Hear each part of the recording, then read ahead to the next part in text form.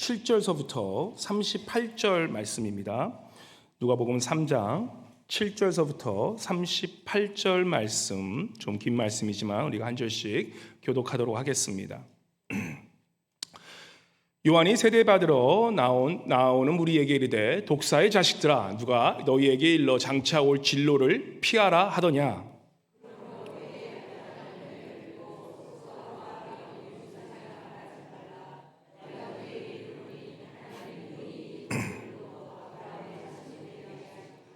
이미 도끼가 나무 뿌리에 놓였으니 좋은 열매 맺지 아니하는 나무마다 찍혀 불에 던지리라. 대답하여 이르되 옷 두 벌 있는 자는 옷 없는 자에게 나눠줄 것이요 먹을 것이 있는 자도 그렇게 할 것이니라 하고,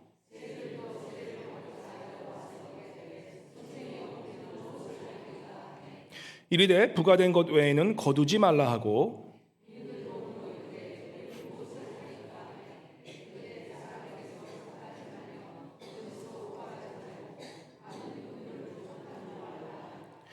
백성들이 바라고 기다림으로 모든 사람들이 요한을 혹 그리스도신가 심중에 생각하니,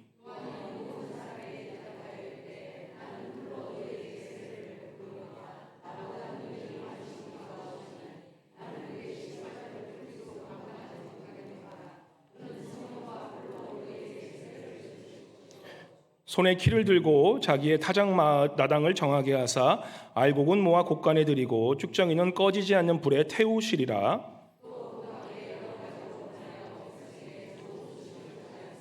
분봉왕 헤롯은 그의 동생의 아내 헤로디아의 일로 또 자기가 행한 모든 악한 일로 말미암아 요한에게 책망을 받고, 백성이 다 세례를 받을새 예수도 세례를 받으시고 기도하실 때에 하늘이 열리며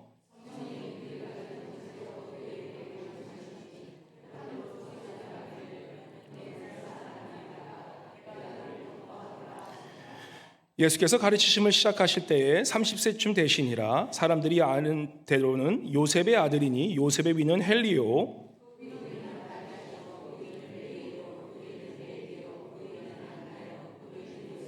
그 위는 마따디아요, 그 위는 아모스요, 그 위는 나훔이요, 그 위는 에슬리요, 그 위는 낫게요,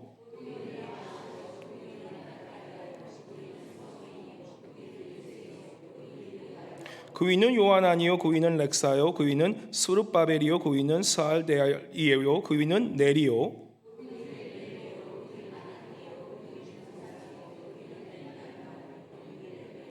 그 위는 예수요, 그 위는 엘리에서요, 그 위는 요람이요, 그 위는 마따시요, 그 위는 레위요,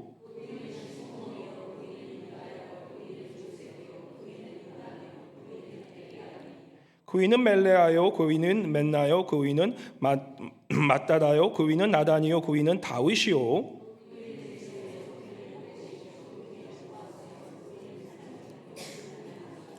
그 위는 아바나답이요, 그 위는 아니요, 그 위는 헤스론이요, 그 위는 베레스요, 그 위는 유다요,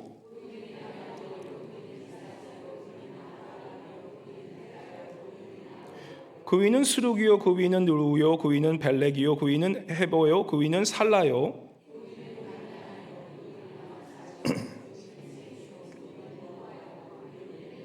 그 위는 두루셀라요, 그 위는 에녹이요, 그 위는 아렛이요, 그 위는 마할알렐이요, 그 위는 가인아니요, 그 위는 에노스요, 그 위는 셋이요, 그 위는 아담이요, 그 위는 하나님이시니라. 아멘. 아멘. 우리 이 시간 임마누엘 성가대 나오셔서 서로 사랑하자 우리 찬송 주님께 올려드리겠습니다.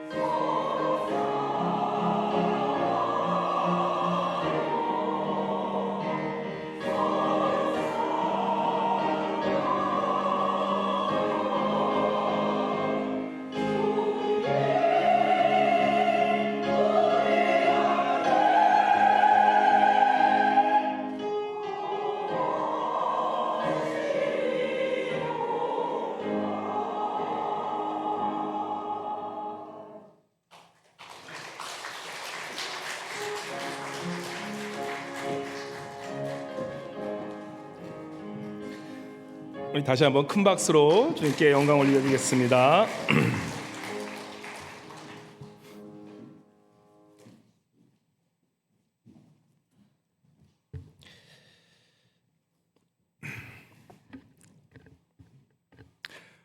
오늘 Father's Day입니다.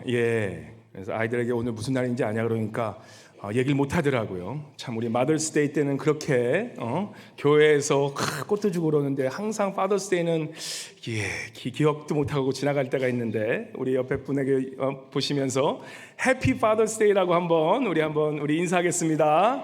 Happy Father's Day. 네.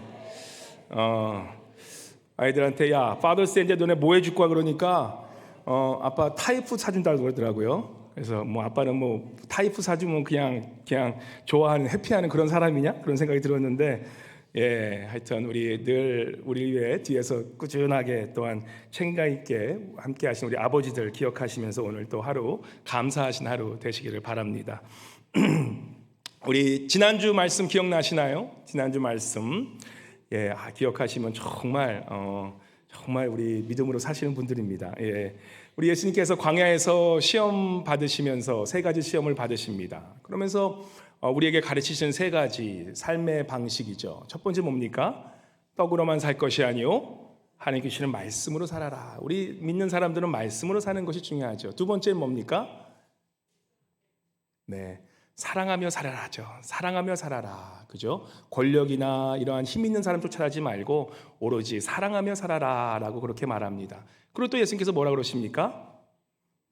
유명해지는 삶, 높아지는 삶, 내가 드러나는 삶이 아니라 낮아지는 삶, 겸손한 삶, 그죠? 나를 내어드리는 그런 삶을 사는 것이 우리 크리스찬들의 삶이다. 우리 예수님이 공생의 사역을 시작하기 전에 그 세 가지 시험을 이기시고 이미 증명하시고 그렇게 공생의 사역을 시작하십니다. 오늘 그러한 예수 그리스도의 사역이 있기 전에, 그죠? 오늘 지난주는 우리가 4장을 우리가 같이 함께 나눴고 오늘은 3장으로 다시 돌아와 이러한 예수 그리스도를 삶에서 증언했던 그러한 우리가 잘 아는 한 분이 계십니다. 바로 세례 요한이신 한 분입니다. 그분은 자신의 평생의 삶을 그러한 삶을 살라고 세치신 예수 그리스도가 오시는 길을 열기 위해 준비하기 위하여 그러한 사명을 가지고 살았던 사람이 바로 세례 요한입니다. 세례 요한이 누구의 자식이죠? 누가복음 1장 우리 2장으로 돌아가면 사가랴, 그렇죠. 기도했던 제사장의 아들 사가랴와 또한 누구의 어머니? 기도했던 엘리사벳의 어머니. 기도의 가정에서 태어난 그 세례 요한이 이제는 이 예수 그리스도, 우리에게 다가오신 예수 그리스도의 메시아의 오심을 증언하며 또한 그러한 삶을 살아가며 준비했던 삶이 바로 이 세례 요한의 삶인데, 바로 오늘 본문 말씀이 그러한 세례 요한의 삶을 나타내면서 우리에게 도전하는 것은 이것입니다. 세례 요한은 그 당시 사람들에게 메시아가 오시니까 이제는 너희는 그러한 이 메시아를 준비할 마음을 준비시켰던 분이 세례 요한이라는 것입니다. 그래서 오늘 그 교만함에 빠져서 이제는 자신들이 나는 의인이야, 나는 이 정도 하니까 나는 의인이야라고 했던 그러한 사람들에게 너희는 죄인이라 라고 일깨워주며 외쳤던 바로 그 세례 요한의 그 말씀이 오늘날 우리 이 말씀을 통해서 우리에게도 들려주는 그런 은혜의 시간 되시기를 바랍니다.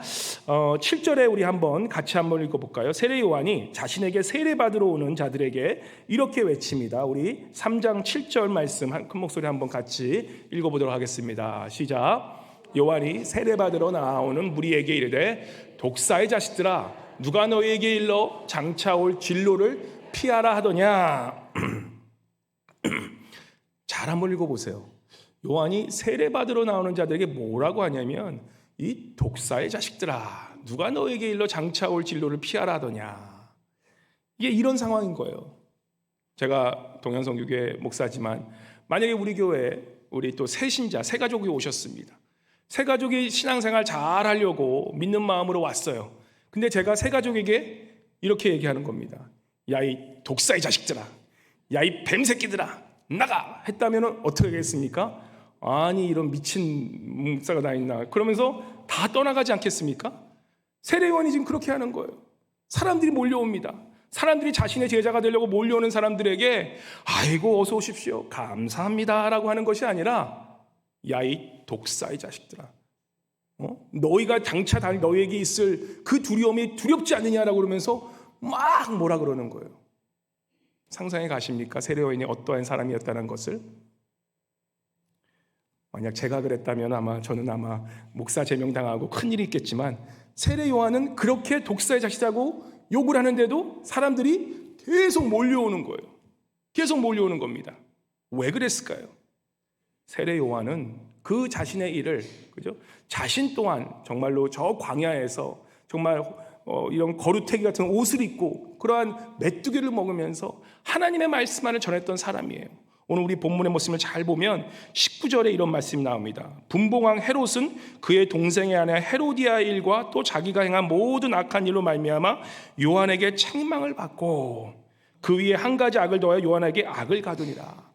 세례 요한을 사람께서 그렇게 존경했던 이유는 그는 일반 사람들, 아주 없는 자들, 아주 가난한 자들뿐만 아니라 가장 그 당시 예루살렘의 가장 높았던 분봉왕이었던 헤롯에게까지, 헤롯에게 한번 잘못 보이면 모가지 날아가는 것은 아주 시군죽덕인데, 바로 그러한 분봉왕 헤롯에게 가서도 야이 독사의 자식들아라고 얘기하시는 거예요.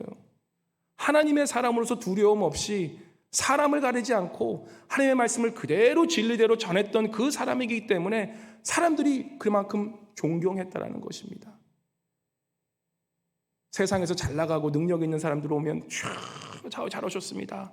세상에서 잘 나가는 사람 오면은 그냥 왔어 그런 사역자가 아니라 누가 오던 간에 하나님의 마음으로 일심으로 했었던 그러한 세례 요한이었기 때문에 사람들이 그에게 독사의 자식들아 하더라도 그렇게 많이 찾아와서 하나님의 말씀을 듣기 위해 찾아왔다는 것입니다. 사실 요즘 세대에 필요한 사역자입니다. 요즘 세대에 필요한 우리 성도들인 것입니다.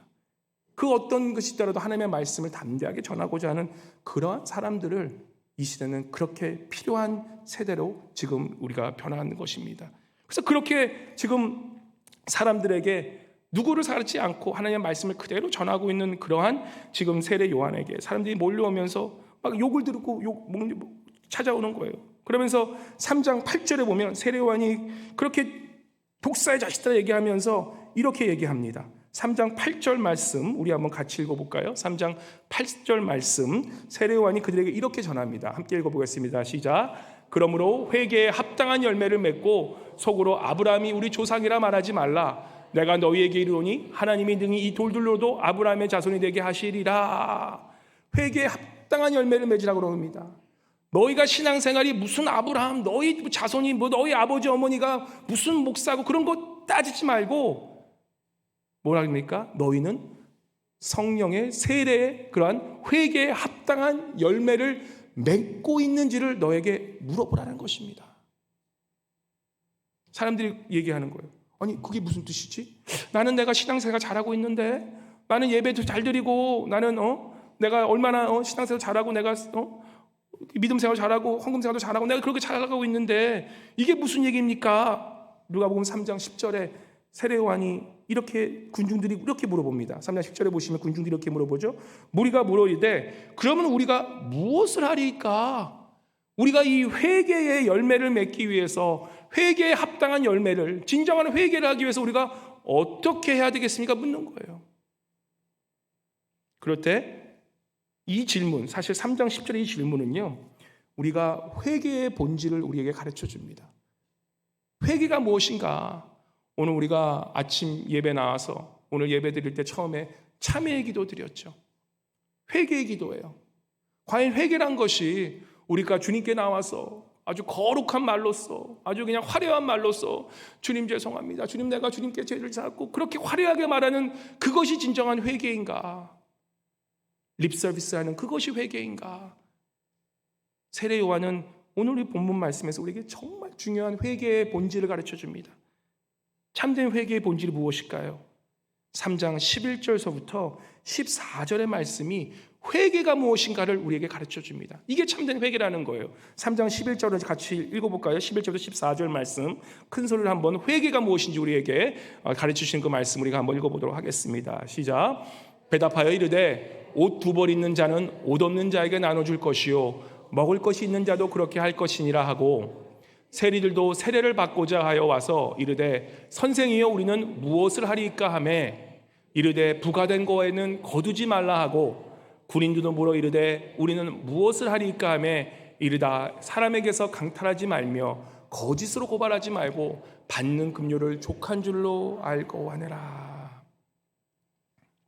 여유가 있는 자들은 나누고 돈을 만지는 세리들은 세금을 착취하지 말고 비즈니스하는 세금 내는 자들은 세금 탈세하지 말고 나라를 위해 일하는 자들은 내 일하는 그 능력, 내 그 자리로 다른 사람들 착취하지 말고 비즈니스 하시는 사람들은 거짓으로 고발하지 말고 착취하지 말라고. 이게 바로 회개다라고 말씀하는 겁니다. 우리가 배웠던 교회에서 배우는 회개하고는 너무 다르지 않습니까? 우리가 아는 회개는 뭡니까? 교회에서 배우는 회개는 그저 주님께 와서 일주일 동안 세상에서 다 모든 죄 지다가 이곳에 와서 주님 나를 용서해 주시옵소서 나는 죄인입니다 라고 하면 우리 용서받고 또 세상에 나가서 또 마음대로 살아가는 그게 우리의 회개라고 생각하지 않습니까? 근데 사도 바울이 이 세례 요한이 바로 그러한 자들에게 독사의 자식들아 회개의 열매를 맺으라 라고 우리에게 도전하고 있다는 것입니다. 성경에서 가르치는 회개란 말로만 하는 그런 회개하는 정반대인 철저한 우리 삶 속의 행동이 따라와야 되는 그런 회개라는 것입니다. 이러한 참된 세례를 받기 위해서 참된 회개가 따라오는 세례를 받기 위해서 21절에 보시면 이제 그 예수님에 대한 말씀이 나옵니다. 21절 보시면 백성이 다 세례를 받을세 막 욕을 들어가면서 이 독사의 자식들한테도 세례를 사람들이 다 받는 거예요. 다 받으면서 세례를 받을세 예수도 세례를 받으시고 기도하실 때 하늘이 열리며 우리 예수님도 이러한 세례를 받고 계시는 장면을 보게 됩니다. 그만큼 세례가 중요하기 때문에 지금 세례요한이 16절에 보시면 뭐라고 그러냐면 예수님이 세례를 받는다 그러니까 세례는 이렇게 얘기합니다. 요한이 모든 사람에게 대답해 이르되 나는 물로 너희에게 세례를 베풀거니와 나보다 능력이 많으신 이가 오시나니 그는 그의 신발끈을 풀기도 감당하지 못하겠노라. 그는 성령과 불로 너희에게 세례를 베풀 것이요 라고 하면서 자신은 예수 그리스도라는 메시아에게 그 신발끈조차 맺을 수 없는 그러한 낮고도 낮은 사람인데 바로 그러한 자리에 있는 그 세례 요한에게 예수님께서 찾아오셔서 세례 요한아 나에게도 세례를 베풀어라 라고 그렇게 물어보신다는 겁니다. 그만큼 세례가 중요하다는 거예요. 요즘 성도들이 오시고 이제는 사람들 만나보고 또 특별히 젊은 세대들 이렇게 물어봅니다. 세례 받으셨습니까? Have you been baptized? 그러면 그냥 얘기해요. 아니 세례 왜 받아요? 세례 받아서 뭐 합니까? 그렇게 정말 얘기해요. 아유 세례 뭐 그런 거 뭐 받아서 뭐 합니까?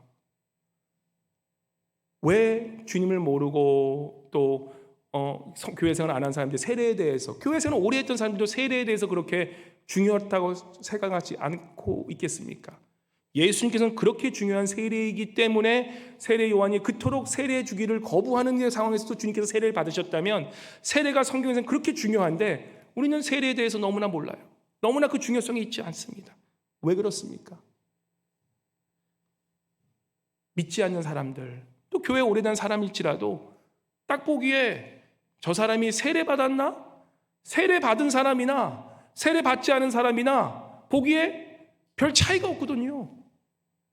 세례 받아서 뭐해? 세례 받을 이유를 못 느끼는 겁니다. 죄송하지만 요즘 교회들이 그렇게 우리 교회는 너무나 평안하지만 다른 지금 뭐 세상 돌리는 교회는 교회마다 그렇게 싸우지 않습니까? 그렇게 싸웁니다. 세상이 이렇게 욕을 합니다. 그 교회에 누가 있습니까? 다 세례받은 교인들이에요. 한 통계에 따르면 어떤 목사님이 그런 말씀하시더라고. 미국 IRS에서 나라에서 그건 못하지만 그 통계하는 그런 통계 그런 그 서베이하는 곳인데 그 서베이하는 곳에서 이민자 중에 가장 세금 탈세를 많이 하는 그런 민족이 누군가 여러 민족이 이렇게 걸렸는데 그 중에 가장 세금 탈세를 가장 많이 하는 민족 중에 한 명이 바로 죄송하지만 우리 한국인이라는 코리안이라는 거예요. 물론 개인 비즈니스를 많이 하기 때문에 탈세를 많이 한 것도 있겠지만 할 수밖에 없는 그런 상황이 있을 것도 있겠지만 그냥 그렇다는 거예요. 우리 중국 사람들, 다른 사람들은 교회를 많이 안 나가는 사람에도 불구하고 그들보다도 어떻게 보면 교회 한국 사람 많이 나가지 않습니까? 그러한 교회를 다니는 세례 신자임에도 불구하고 가장 세금을 많이 탈세한 이민자가 바로 한국이라는 그런 사실입니다. 한번 스스로에게, 여러분에게 한번 물어보십시오. 나는 왜 세례를 받았는지, 나는 왜 세례를 받았는지. 그죠? 어떤 분은 그냥 교회 시간은 오래됐으니까 목사님이 받으라고 해서 받았어요. 그래서 그냥 세례 받은 분도 계세요. 또 어떤 분은 어렸을 때부터 신앙생활 했기 때문에 그냥 모태신앙이기 때문에 어렸을 때 그냥 세례 받은 거예요. 다 세례를 여기 계신 분은 거의 다 받지 않으셨습니까? 그렇다면 물어보겠습니다. 과연 여러분과 저는 이 세례를 받은 그러한 합당한 세례에 필요한 그러한 회개의 열매를 맺고 살고 있는지 한번 자신에게 물어보시기 바랍니다. 세례라는 것은 우리의 진정한 회개가 필요한 것이고, 진정한 회개란 진정한 합당한 열매를 맺는 삶이 따라와는 것인데, 과연 나는 그러한 합당한 열매를 맺고 있는지에 대해서 한번 자신에게 물어보시기 바랍니다. 세례란 것이 무엇이냐? 로마서 6장 3절에서 5절에 정확히 우리에게 가르쳐 줍니다. 세례란 6장 3절에서 5절 말씀, 한번 말씀이 준비됐으면 우리 한번 같이 읽어보실까요? 우리 세례에 대해서 이렇게 말씀합니다. 로마서에서, 우리가 잘 아는 로마서에서 세례에 대해서 정의합니다. 한번 같이 읽어보겠습니다. 시작. 무릇 그리스도 예수와 합하여 세례를 받은 우리는 그의 죽으심과 합하여 세례를 받을 줄을 알지 못하느냐? 그러므로 우리가 그의 죽으심과 합하여 세례를 받음으로 그와 함께 장사되었나니, 이는 아버지의 영광으로 말미암아 그리스도를 죽은 자 가운데서 살리심과 같이 우리로 또한 새 생명 가운데서 행하게 하려 함이라. 만일 우리가 그의 죽으심과 같은 모양으로 연합한 자가 되었으면 또한 그의 부활과 같은 모양으로 연합한 자도 되리라. 세례의 참음이라는 거예요. 세례란 것이 헬라어로 밥티소라 그럽니다. 밥티소라는 뜻은 물에 잠기다라는 뜻이에요. 우리가 물에 잠기면 어떻게 됩니까? 우리는 숨을 못 쉬어서 죽을 수밖에 없어요. 그게 세례라는 거예요. 왜 침례교인들이 침례탕에 들어가냐? 그 침례탕에 들어가서 물에 잠김으로써 이제는 죄악된 나의 모습이 이제는 주 안에서 죽어버리고, 나는 그리스도 안에 죽고 다시 한번 그 물 안에서 꺼지면서 어떻게 됩니까? 새로운 삶을 살아가는데, 그 새로운 삶이란 죽음에서 죽음을 이기신 예수 그리스도의 부활하심과 함께 동일해서 살아가는 그 모습이 바로 세례받은 자의 모습이라는 것입니다. 그래서 그렇게 세례받은 자, 그렇게 주님과 이제는 함께 죽고 이제는 내가 죽고 주님과 살아가 있는 그 자들은 반드시 삶 속에서 예수 그리스도께서 우리에게 원하시는 삶의 열매를 맺고 사는 가, 바로 그것이 회개의 열매된다라고 그렇게 말씀하는 것입니다. 성경의 구약에 보면 이 세례에 대한 가장 큰 증거에 대한 그 말씀이 나오는데, 그게 출애굽기에 나와요. 출애굽기 보면 어떤 일이 벌어집니까? 거의 400년, 360년 동안, 380년 동안을 그 노예 생활했던 그러한 그 이스라엘 백성들이 애굽에서 출애굽하면서 이제 탈출하면서 어디를 지나게 됩니까? 홍해를 지나게 되죠. 60만 명이나 되는 많은 그런 장인, 이 남자들과, 그죠? 그러니까 한 200만 명 될 거야, 아마 부녀들과 다 합치면. 그러한 60만 명이 된 그런 장성한 남자들이 함께 그 홍해를 지나면서 그 물세례를 받는 거예요. 그게 성경에 나오는 세례의 가장 큰 그러한 모습 중에 하나입니다. 그 형식인 거예요. 그래서 그러한 홍해를 지나고 나서 우리 이스라엘 백성들이 하나님의 백성으로 다시금 세례받는 장면이 그 장면이라는 것이에요. 그런데 한번 물어보십시다. 그렇게 60만 명이라는 그러한 장성한 남자들이 그 모든 그런 세례를 받으면서 홍해를 건넜는데, 그 약속의 땅, 가나안 땅에 들어가는 사람은 단 몇 명이었습니까? 2명밖에 없었다는 거예요. 많은 사람들이 그룹 세례를 받았지만 진정으로 삶 속에서 예수 그리스도를, 하나님을 의지하고 믿고 그래서 가나안 땅에 들어간 사람은 단 2사람, 가나안 그 들어갔던 사람은 바로 갈렙과 여호수밖에 없었다는 사실이에요. 우리가 이 사실을 늘 기억하며 살아야 된다는 것입니다. 하나님과 연합하는 그 세례란 것은 우리 예수 그리스도와 연합할 뿐만 아니라 이제는 내가 삶 속에서 내가 죽고 그리스도가 나와 연합하여 사는 그 삶이라는 것을 우리가 생각할 때, 우리의 삶 속에서 과연 나는 예수 그리스도의 삶을 살아가고 있는지, 그 질문을 오늘 우리에게 하고 있다는 것입니다. 한번 스스로에게 물어보시기 바랍니다. 나는 세례받은 자로서, 내가 그리스도와 연합했다는 그러한 세례를 받은 자로서 과연 나는 그 세례에 합당한 회개를 하였고, 그 회개란 것이 입으로만 하는 것이 아니고 립서비스 받는 것이고 매일 주여 와서 주여 나를 용서해 주시라는 그런 회개가 아니라 참된 회개가 나의 삶 속에서, 나의 행동을 통해서, 나의 삶에서 나타나는 그 행동의 열매를 통해서 참된 회개의 열매라고 말씀한다면 과연 나는 세례받은 자로서 합당한 열매를 맺고 있는지 한번 스스로에게 질문하시기 바랍니다. 진정으로 세례받은 자, 그런 분은 교회에 나와서 열심히 기도하고 그런 것도 중요하지만 가장 중요한 삶의 세례받은 자로서의 나타나는 그것은 내가 바로 일하는 직장에서, 내가 있는 그 자녀와 있는 그곳에서, 내가 있는 삶의 그 현장에서 과연 내가 그리스도를 따라 살아가고 있는지를, 그것이 바로 회개에 합당한 열매를 사는 삶이라는 것입니다. 사실 이 말씀 준비하면서 저도 제 자신에게 한번 물어봤습니다.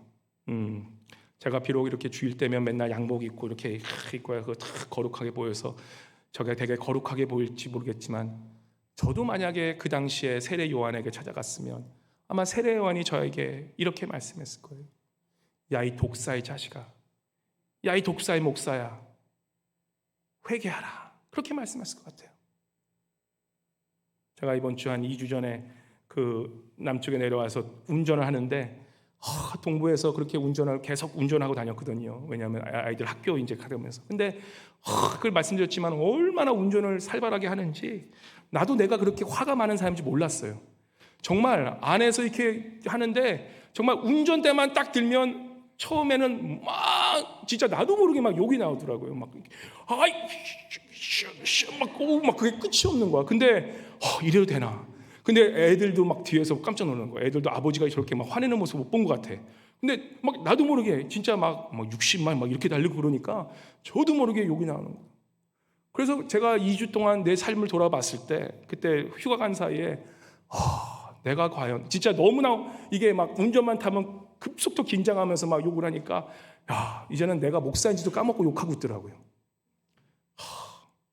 내가 가진 직분이 정말 감사해야 하는 거예요. 내가 교회에 나와서 내가 사역하고 있는 게 감사한 거예요. 내가 목사만 아니었던 나는 진짜 나가서 나도 로드 레이지라는 그런 거 있죠. 그러니까 그거 할 수 있었을 것 같아. 목사인 게 얼마나 감사한지. 참된 회개란 것은 다른 것이 아니라 교회에 나와서 거룩한 척, 교회에 나와서 거룩한 기도, 교회에 나와서 나는 좋은 신앙이요, 이 아이 뱀 같은 자식들아. 세례 요한이 그렇게 외치고 있는 겁니다. 이 아이 뱀 자식들아. 참된 회개는 너의 삶 속에서 거룩한 열매를 맺는 것, 너의 삶 속에서 합당한 열매를 맺는 것이 참된 회개인 것을 깨달아라 라고 그렇게 말씀하는 것입니다. 10절의 말씀, 우리가 무엇을 하리까? 합당한 열매를 맺기 위해서 우리가 무엇을 하리까? 라는 그 모습, 그 질문은 우리에게 그 이 세례 요한이 우리에게 답하지 않습니까? 옷과 음식을 나누고, 세리는 세액 속이지 말고, 군인은 폭력하지 말고, 금요 욕심 부리지 말고. 이게 뭡니까? 요즘 그리스도, 우리 현재 삶을 살아가는 우리에게는 입술로만 그렇게 크리스찬 그러지 말고 예수의 말씀처럼 삶 속에서 보이지 않는 곳에서 너가 그렇게 하나님의 삶을 살아가는 것, 그것이 참된 회개를 열매 맺는 것이 바로 주님께서 원하시는 것이요, 우리 저와 여러분 정말 우리 삶 속에서 그러한 참된 회개의 열매를 맺고 사시는 저와 여러분 되시길 주님으로 간절히 축원합니다. 그러면서 말씀은 계속 이어갑니다. 23절에 보면 이제 말씀이 이어가는데 이렇게 말씀합니다. 예수께서 가르치심을 시작할 때에 30세쯤 되시니라. 사람들이 아는 대로는 요셉의 아들이니 요셉의 위는 헬리오라고 얘기합니다.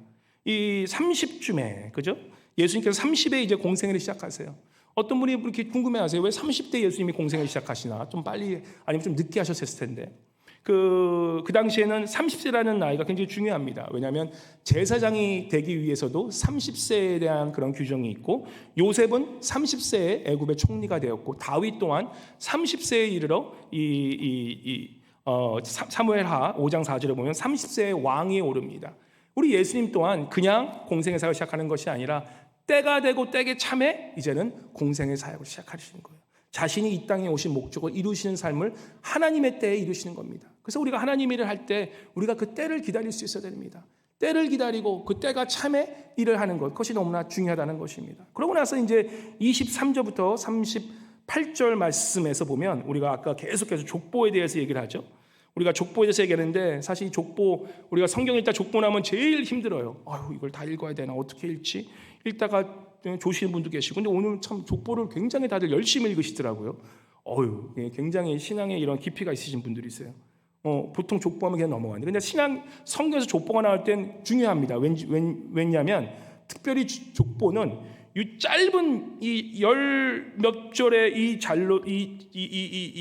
절로서 그 역사 안에서, 그 짧은 역사 안에서 하나님이 무슨 일을 하셨는지를 그 짧은 족보에서 다 보여주시는 것이기 때문에 그 족보를 공부하다 보면 하나님의 그 뜻이 무엇인지 우리가 깨닫게 되는 것입니다. 그래서 21절과 22절에 보면 예수께서 세례받는 장면이 나옵니다. 21절과 22절 우리 같이 한번 읽어볼까요? 백성이 다 세례를 받을새 예수도 세례를 받으시고 기도하실 때 하늘에 열리며 성령이 비둘 같은 형체로 그의 위에 강림하시더니 하늘로부터 소리가 나기를 너는 내 사랑하는 아들이라 내가 너를 기뻐하노라 하시노라. 그죠? 세례를 받으시면서 무슨 일이 생기냐면 하늘이 열립니다. 하늘이 열리시면서 비둘기가 내려오면서 하늘로부터 뭐라 그럽니까? 소리가 들리기를 너는 내 사랑하는 아들이라. 나는 너를 기뻐하노라, 그런 말씀이 나오는 것입니다. 특별히 성경 읽을 때, 특별히 복음서 읽을 때 우리가 무엇을 물어봐야 됩니까? 무슨 질문 하라고요? 수요 예배 나오시는 분들, 성경 읽을 때 우리가 가장 본문 읽을 때 질문해야 되는 것? 그렇죠. 주님은 누구신가? 예수님은 누구신가? 하나님은 누구신가? 성령님은 누구신가? 성경은 우리에게 계속해서 예수 그리스도가 누구신가를 가르쳐주는 말씀이에요. 우리가 예수 그리스도가 누군지를 정말로 깨달으면 신앙생활 바로 할 수밖에 없어요. 예수 그리스도가 누군지를 모르기 때문에 우리가 우리 마음대로 생활하는 거지, 예수 그리스도가 정말 누구신지를 깨달으면 내 삶을 내 마음대로 살 수가 없기 때문에. 그래서 오늘 이 본문의 말씀에 보면 22절에 보시면, 그렇죠? 하나님께서 직접 이 신적인 계시와 간섭을 통해서 바로 이 예수는 바로 메시아이신데 바로 하나님의 아들 되심을 하나님께서 직접 음성으로 가르쳐 주시는 그런 귀한 신적인 계시가 22절에 나오게 됩니다. 그러고 나서 이제 23절부터는 지극히 인간적인 방법, 우리 하나님은 하나님의 아들이실 뿐만 아니라 인간의 아들, 계속 100% 그죠? 신의 아들 100% 인간의 아들 계속 배우지 않습니까? 인간의 방법을 우리 가르쳐 주시는 거예요. 족보를 통해서 가르쳐 주십니다. 우리 다 족보가 있으세요. 내가 내 집안의 족보를 알건 없건 간에 누군가는 족보를 갖고 계세요. 우리의 할아버지가 중조 할아버지, 지금 족보 많이 안 따지지만 우리 모두 족보가 있다라는 거예요. 인간적인 그런 족보가 있는데 예수님의 족보를 이제는 가르쳐 줍니다. 유대인 민족은 굉장히 중요해요. 근데 이 족보를 잘 보면 마태복음에 나오는 족보하고는 조금이나마 아주 큰 차이가 있어요. 마태복음 1장 1절 예수 그리스도의 그러한 그 족보로 시작되는데 1장 1절에 뭐라고 나옵니까? 1장 1절을 보시면 이렇게 나옵니다. 아브라함과 다윗의 자손 예수 그리스도의 계보라. 2절에 보면 아브라함이 이삭을 낳고 하면서 아브라함으로 시작을 해요. 왜 그렇습니까? 마태복음은 유대인들을 위한 복음서예요. 물론 타 이방인종을 위한 것도 있지만 마태복음 그 성격은 유대인들을 위한 그러한 복음서이기 때문에 아브라함, 유대인들의 믿음의 아버지 되시는 아브라함으로 시작해서 끝나는 거예요. 그래서 그 아브라함으로 시작해서 다윗을 강조하면서 그 족보를 나아가는데, 근데 어떻게 됩니까? 오늘 누가복음에서는 아주 거꾸로 시작이 돼요. 그 뜻이 있는 거예요. 현재 바로 예수 그리스도가 누구인지부터 시작을 해서 꼭대기까지 올라가게 됩니다. 우리가 이 순서를 좀 알면은 사실 신앙이 뭔지를 알아야 돼요. 신앙은요, 현재를 살아가는 겁니다. 우리가 지금 현재를 살아가는 거예요. 여러분과 제가 이 복음을 살아가는데 우리는 지금 이 현재에 바로 하나님의 자녀로서 예수 그리스도의 제자로서 우리가 이 현재를 살아가면서 어떻게 됩니까? 바로 예수 그리스도가 나의 삶의 주인이라는 것을 복음의 증인으로 바로 지금 현재를 살아가는 것, 바로 그것이 복음이라는 거예요. 그래서 지금 이 복음서는 바로 예수 그리스도 그 현재에서 시작해서 끝까지 올라가는 거예요. 그래서 어떻게 올라갑니까? 잘 보시면 이 내용이 어떻게 되냐면 이 예수께서 23절에 보시면 예수께서 딱 시작하시면서 요셉의 아들이니, 예수께서 요셉의 아들까지 쭉 올라갑니다. 그죠? 그러면서 우리가 잘 아는 이제 그 후손이 나오죠. 34절 보면 다른 사람은 다 모르겠더라도 34절 보면 우리가 잘 아는 사람이 나와요. 뭡니까? 그이는 야곱이요, 그이는 이삭이요, 그이는 아브라함이요. 그죠? 쭉 나와요. 유대 민족이 다 나와요. 그죠? 맞아요. 그런데 거기를 더 지나치십니다. 어디까지 가냐? 38절에 보시면 뭐라고 그럽니까? 그위는 에노스요, 그위는 셋이요, 그위는 아담이요, 그위는 하나님이시니라. 아담, 첫 인간 아담까지 올라가시는 거예요. 이게 무슨 말씀입니까? 가끔 우리 한국 분들 기독교에 좀 반감을 가지신 분들이 있어요. 왜냐? 성경을 잘 읽어보신 분들이 그런 얘기를 해요. 뭐냐면 이거는 유대인들의 이거 뭐냐 역사 아니야? 아니 우리 대한민국, 우리 한국도 우리 뭐 고려 시대, 조선 시대 뭐 다 했는데 뭐 이거 유대인들 역사를 배워? 그렇게 생각하시는 분도 계신데 마태복음을 읽으면 그런 오해가 있으신데 누가복음은 어떻게 됩니까? 누가복음은 예수 그리스도가 메시아이신데 비단 아브라함의 그런 조상을 가진 뿐만 아니라 그 예수 그리스도의 끝은 어떻게 되십니까? 바로 하나님으로 끝난다는 거예요. 이게 무엇을 가르쳐 주십니까? 메시아신 우리 예수 그리스도는 이 땅에 오셔서 하나님의 아들이시요, 진정한 하나님의 아들이시요, 하나님께 인정받고 인간의 족보를 가지고 오셨는데 바로 그 하나님은 예수 그리스도는 어떤 분이시냐? 바로 아담까지 올라가셔서 하나님과 직접 연결되신 그러한 메시아시라는 거예요. 바로 우리 예수 그리스도는 비단 유대 민족에 국한된 그런 메시아가 아니시고 온 민족, 온 언어, 온 인종과 문화와 혈통과 모든 그런 문화를 다 건너뛰시는 모든 민족들의 메시아 되시는 바로 예수 그리스도라는 것을 바로 이 족보에서 우리가 알 수 있다는 것입니다. 우리 예수 그리스도는 비단 유대인들의 그런 메시아뿐만 아니라 모든 민족과 인종과 또한 언어와 또한 문화와 장벽을 다 초월하시는 그런 온 민족, 바로 아담을 통해서 하나님까지 올라가시는 그런 하나님의 아들 되시며 또한 이 모든 민족의 구원자 되시는 우리 예수 그리스도를 믿으시는 저와 여러분 되시기를 주님으로 간절히 축원합니다. 바로 오늘 이 족보를 통해서 그렇게 말씀해 주시는 거예요. 하늘문이 열리면서 우리에게 예수 그리스도가 누군지 가르쳐 주십니다. 사랑하는 성도님 여러분, 진정한 그리스도인이란 무엇일까요? 진정한 그리스도인은 무엇일까요? 우리 다 세례받지 않으셨습니까? 세례받지 않으신 분들은 세례받기 전에 준비하시기 바랍니다. 그냥 세례받으면 안 돼요. 우리의 문제는, 현대교회의 문제는 우리는 세례를 너무 쉽게 받았어. 그냥 큰 교회, 옛날에 그 교회 사람들 많이 몰려올 때 그냥 교회들이 그냥 양적인 그런 부흥을 위해서 너나 나나 오면 다 세례 줬어. 세례받아 다 받아. 그냥 왜 세례를 받는 건지, 세례의 뜻이 무엇인지도 모르는 그러한 교회들. 지금 왜 한국 교회가 그렇게 무너지고 있습니까? 1200만 명 성도가 된다고 그랬는데 이제는 뭐 500만 명, 400만 명 그렇게 얘기해요. 다 떠나갔대, 팬데믹 그 이후에. 진정한 세례받은 교인이라고 하는데 그 세례의 뜻을 모르고 살아가는 성도들, 시험이 오고 어려움이 오면 다 떠나가는 그런 성도들이 너무나 많아졌다는 사실입니다. 우리가 진정한 그리스도인이 된다는 것은요, 우리가 비록 이 성경을 통해서 예수 그리스도가 누군지 그것을 알고 믿는 것입니다. 그런데 진정한 세례, 진정한 세례자로 산다는 것, 진정한 그리스도의 그 세례를 받고 또한 우리가 이제는 합당한 회개의 열매를 맺고 사는 것은 바로 우리의 삶 속에서, 교회가 아니에요. 우리의 삶 속에서, 교회 안에서 거룩한 척하지 마세요. 우린 다 거룩한 사람인 거 다 알고 있어. 교회 안에서 이렇게 내가 이렇다 하지 말아요. 우리가 진정으로 거룩한 것이 증명되는 바로 그것은 바로 세상, 우리가 있는 바로 그곳에서 우리가 어떠한 회개의 열매를 맺고 사느냐가 바로 우리가 진정한 세례인이냐 아니냐를 결정짓는다는 것입니다. 믿지 않는 자들이 보는데 이상해, 저 사람이 같은 직장에서 일하는데 저 사람은 괜히 웃고 다녀, 괜히 친절을 베풀어, 괜히 기쁨과 감사가 넘쳐. 말하는 게 달라. 그러면서 보는 거예요. 오, 크리스찬이니까 다르네. 크리스찬이니까 다르네. 그러한 모습들이 회복되는 것, 그것이 바로 세례자, 그리스도인 참 그리스도인이 회복되는 모습이라는 것입니다. 내 뜻대로 되지 않는다고 화내고 짜증 부리는 그런 것이 아니라 내 뜻대로 안 되어도 더욱 감사하며 살아가는, 내 삶의 현장에서 그럼에도 불구하고 감사하고 살아가는 것, 그것이 바로 합당한 회개의 열매를 맺는 삶이라는 것입니다.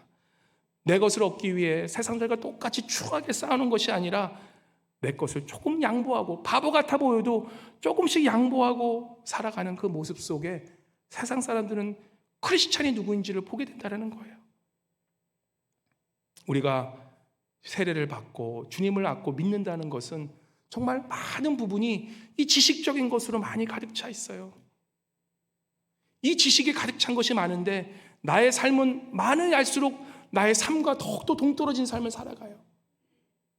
참된 그리스도인이 된다는 것은 내가 예수 그리스도를 아는 그 지식만큼 나의 삶이 가까워져서 결국은 그리스도의 삶은 그것이 내 존재가 돼서 내 삶 속에서 하나 되는 것. 내가 그리스도와 연합하여 살아서 이제는 내가 있는 그 삶 속에서 이제는 주님을 나타내고 살아가는 것. 그것이 진정한 그리스도의 삶이요, 진정한 회개의 열매를 맺고 사는 삶이라는 것입니다. 한번 자신에게 물어보세요.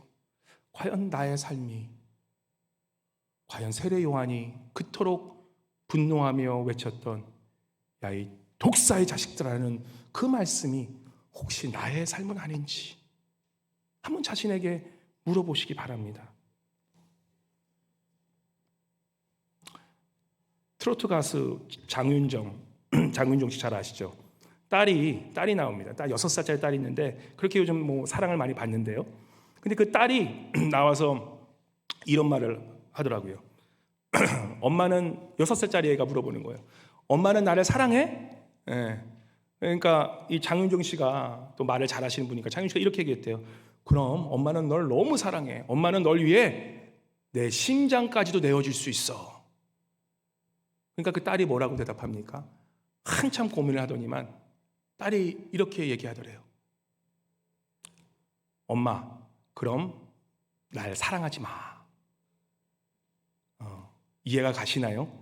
도대체 뭔 소리 하는 건가? 라고 목사님 하시는데 그 6살짜리 딸애가 엄마가 얘기하는 거예요. 엄마, 너를 너무 사랑해서 내 심장까지 줄 수 있어 라고 하니까 그 6살짜리 딸이 뭘 하는지, 그럼 엄마 날 위해 사랑하지 마.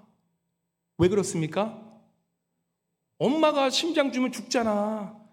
나도 엄마를 그만큼 사랑하기 때문에 엄마 날 위해서 심장 내주지 마. 난 엄마가 살기 원해. 그 딸의 마음. 우리는 예수 그리스도를 믿는다고 하면서 우리 예수 그리스도가 나를 위해서 돌아가셨다는 것을 너무나 당연히 생각해요. 그리고 또 이렇게 살아갑니다. 예수님, 제발 내가 살길 원하니까 주님이 나를 위해서 좀 죽어주세요.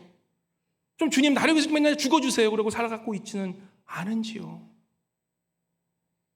진정으로 우리가 그리스도라는 삶은 내가 그리스도가 나를 그만큼 사랑하셨기 때문에 내가 그리스도가 내 삶 속에서 다시는 죽지 않으시도록, 내가 내 삶 속에서 다시는 그리스도를 십자가에 못 박지 아니하도록 그렇게 주님이 뜻대로 살아가는 것이 우리 그리스도의 삶인데, 우리는 너무나 그리스도께서 주신 그 죽으신 그 십자가를 너무나 당연히 생각할 뿐만 아니라 매일 우리가 주님, 나는 살 테니 주님은 날 위해 좀 죽어주세요라고 그렇게 살아가고 있는 어처구니 없는 정말 철부지 인생을 살아가는 우리가 아닌지 한번 스스로에게 물어보시기 바랍니다.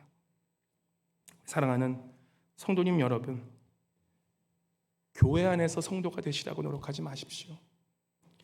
세상에서 성도가 되어야 됩니다. 진정한 회개란 좋은 교인이 되는 것이 아니라, 좋은 교인이 되는 것은 당연한 거예요. 근데 교회 밖에서도 참된 성도로 살아가는 것, 세상 사람은 다 죄짓고 세상 사람은 다 치링하고 세상 사람들은 그냥 지금 요즘 뭐 얼마나 미움이 가득 찬 세상입니까? 다른 사람 다 미워하고 다 무시하고 다 무관심 속에 살아가니까 나도 그렇게 살아가는 인생이 아니라 주님께서 나를 돌아주셨기 때문에 내가 내 삶 속에서 이제는 내가 주님의 그 사랑을 전하겠노라, 내가 주님처럼 겸손하게 살아가겠노라, 내가 말씀대로 살아가겠노라 하면서 정말 그 어려운 상황에서도, 내가 정말 남지 않는 그 상황에서도 내가 이거 정말 이거 세금 내면 내가 이거 손해나는데, 그러한 상황에서 내가 하나님의 자녀이기 때문에 정직하게 하려고 노력하고, 누가 보지 않는다고 그냥 신호등 위반하고 가는 것이 아니라, 누가 아무데나 본다고 그냥 쓰레기 버리는 것이 아니라, 오히려 아무도 보지 않기 때문에 내가 하나님의 자녀로서 정직하게 살려 하는 그런 모습들, 불쌍한 사람들 보면 그냥 지나치지 않고 주님의 마음으로 나눠주려 하는 것들, 내가 옷이 2벌 있으면 나눠주려 하는 그런 모습들, 무엇보다 식당이나 마켓 같은 데 가서 친절하게 웃는 그 모습. 요즘 친절한 사람들이 많이 사라졌어요. 사람들이 다 그냥 이러고 있어. 많이 이러고 있어요. 그럼에도 불구하고, 기쁜 일이 없음에도 불구하고 어떻게 살아갑니까? 기쁨으로 사람들에게 대해주고, 한마디도 더 조금 더 땡큐 더 하고 더 감사하게 하려고 하고, 그러한 작은 모습, 바로 그것이 우리의 삶 속에서 회개의 열매를 맺는 삶이라는 것입니다. 저 같은 경우도 제가 오늘 말씀 전하면서 저도 좀 저에게 반성합니다. 내가 화를 참아야지, 어떤 일이 있어도 좀 화를 좀 참아야지. 그럼에도 불구하고 혹 하면 또 나오겠죠. 그럼에도 불구하고 내가 주님 안에서 말씀대로 좀 살아가지고, 그렇게 그런 노력이 있는 그러한 삶, 바로 그것이 합당한 열매를 맺고 살아가는 것입니다. 사랑하는 성도님 여러분, 오늘 세례 요한이 우리에게 도전합니다. 독사의 자식들아, 너희가 세례받은 자느냐? 바로 그 세례받은 자는 삶에서 회개를 통해 합당한 열매를 맺는 삶이라는 것입니다.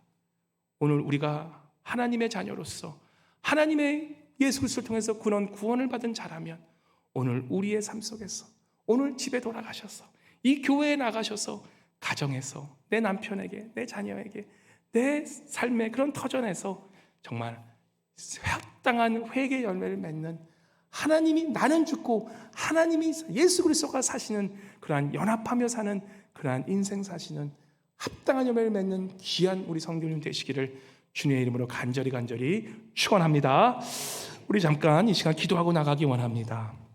우리가 하나님의 자녀라고 부름받았는데 내가 정말 온전한 합당한 회개의 열매를 맺고 살아가는 그런 삶인지 돌아보시면서, 주님, 내가 그렇게 살지 못한 것들, 내가 삶 속에서 교회에서만 거룩한 척하고 삶 속에서 내가 정말 세상 사람보다 더 악하게 산 것 있다면 주님 용서하시고, 주님, 내가 그렇게 살지 않겠습니다, 내가 행동으로 그렇게 보이겠습니다라고 그렇게 다짐하고 나가시는 우리 기도 주님께 올려드리겠습니다. 주여 한번 외치시고 우리 회개의 기도 주님께 올려드리겠습니다. 주여! 사랑해 주님 감사합니다.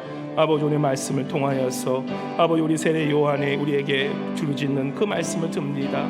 아버지, 우리가 온전히 삶 속에서 정말 하나님의 자녀로 살아가게 도와 주시옵소서. 하나님, 우리 주신 그 하나님의 말씀이 우리의 삶 속에서 열매 맺는 저희들 되게 도와 주시옵소서. 아버지, 세례 요한의 그 회개의 말씀이 아버지, 우리가 말로 하는 립서비스가 되지 않도록 도와주시고, 아버지, 작은 삶 속에, 그런 삶 속에서 우리가 양보하고, 우리가 더욱더 주님 친절하게, 더욱더 하나님의 마음을 듣고 나아갈 수 있는 우리 합당한 열매를 맺는 저희들 모두 삶 될 수 있도록 주여 도와주시고 인도하여 주시옵소서. 주님, 회개합니다. 주님 도와주시옵소서.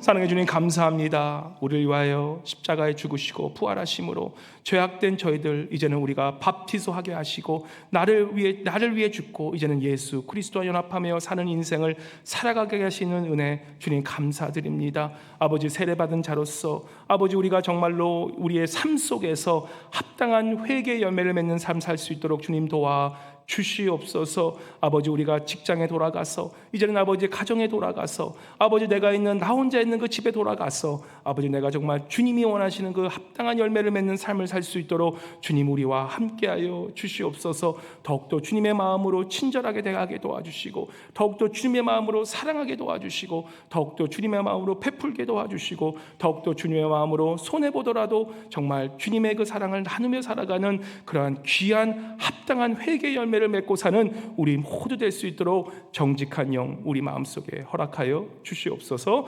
감사드리며 살아계신 우리 주 예수 그리스도의 이름으로 간절히 기도드리옵나이다. 아멘.